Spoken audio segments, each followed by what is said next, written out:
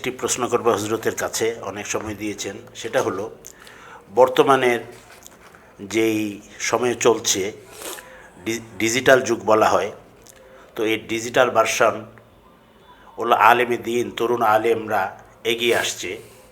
তো এই ক্ষেত্রে আমি হজরতের কাছে জানতে চাব যে তাদের এগিয়ে আসাটা ঠিক, না আরও এগিয়ে আসা উচিত, এবং এই ময়দানটা একটু পিচ্ছিল, ভয়ের, আবার দাওয়াতের কার্যক্রমের জন্য এটা একটা বিশাল ময়দান।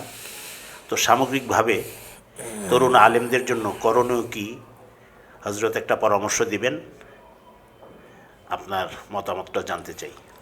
এ বিষয়ে আমার দুইটা কথা। এক কথা হলো, কোনো প্রযুক্তিকেই অবহেলা করা ঠিক না।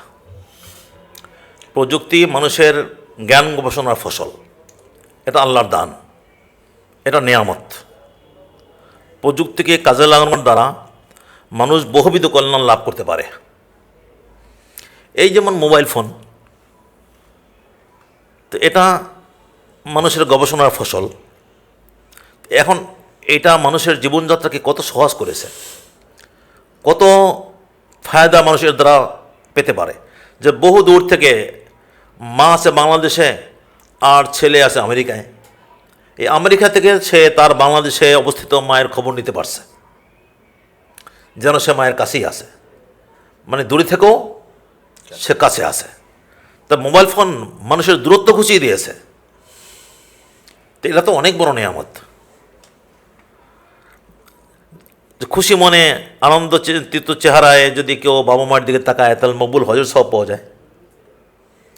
তাহলে এইটা তো দূরে থেকেও এটা সম্ভব হচ্ছে এখন। আগে তো এই জন্যে বহু টাকা পয়সা খরচ করে বাড়িতে যাওয়া লাগতো, মায়ের কাছে যেতে হতো, আর এখন এটা দূর থেকে সম্ভব হচ্ছে। কাজে এটা আল্লাহর নিয়ামত। ওই রকম সব প্রযুক্তি, কোনো প্রযুক্তিকেই পাশ কাটানো উচিত না। বরং পাশ কাটানোর দ্বারা যেটা হয় সেটা হলো যে ওলামা এবং দিনদাররা এটাকে অবহেলা করবে, আর বেদিন মানুষ এটাকে কাজে লাগাবে। ফলে এর দ্বারা বেদিনই প্রচার হবে।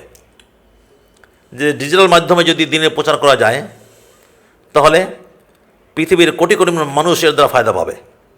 এখন ওলামা এবং দিনদাররা যদি এই মাধ্যমে দিন প্রচার না করে, তাহলে বেদিনীরা বেদিনী কার্যক্রম পরিচালনা করবে আর বদ্দিনী ছড়াবে, তো মানুষ ক্ষতিগ্রস্ত হবে।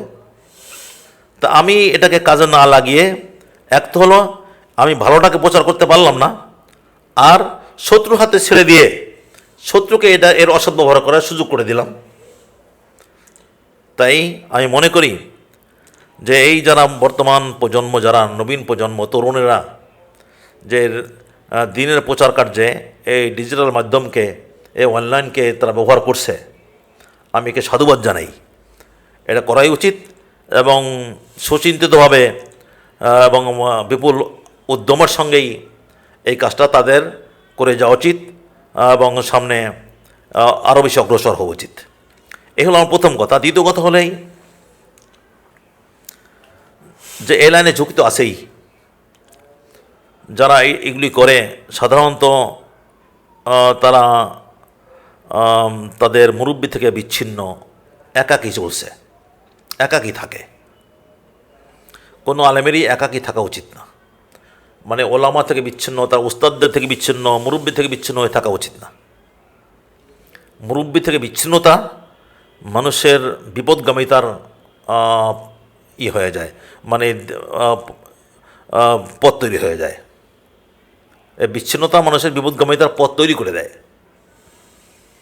তো এই জন্যে আমি বলবো, যারা যারা এই আধুনিক মাধ্যমে দিনের প্রচার করছে, দিনই কাজের সঙ্গে লেগে আছে, তারা যেন খুব গুরুত্বের সঙ্গে যেন তারা তাদের উস্তাদের সঙ্গে সম্পর্ক রাখে, তাদের কাছে যেন আসা যাওয়া করে, তার ইসলাহের জন্যে কোনো মুরব্বিকে যেন ধরে, সে মুরব্বির মশওরায় যেন সে নিজের জীবনে ইসলাহি প্রচেষ্টা চালায়, তার আমলের, আখলাকের, তাকওয়া পরহেজগারির যেন সে করে, তদারকি করে, সে যেন তাকওয়া পরহেজগারির দিকে তার ক্রমান্বয়ে এগিয়ে যেতে পারে। সেই জন্যে এটা খুব বেশি জরুরি যে সে তার মুরব্বির সঙ্গে, উস্তাদের সঙ্গে সম্পর্ক রাখবে। এটা রাখলে ইনশাল্লাহ ওই ক্ষতি তাকে পাবে না। আর এটা না রাখলে ঝুঁকি আছে, ভয় আছে। তো আমি আশা করব যে যারা তরুণ প্রজন্ম যারা এই মাধ্যমে কাজ করছে তারা যেন অতি অবশ্যই তাদের নিজেদের ইসলাহের দিকে নজর রাখে এবং সে লক্ষ্যে ওস্তাদদের সঙ্গে এবং মুরব্বীদের সঙ্গে মিলেমিশে চলে। হযরত, আপনাকে সময় দেওয়ার জন্য অনেক শুকরিয়া, অনেক ধন্যবাদ। জাযাকুমুল্লাহ। ওয়াইয়াকুম। আল্লাহ তাআলা আমাদের সবাইকে কবুল করুন, সকল শুরুর ও ফিতন থেকে হেফাজত করুন।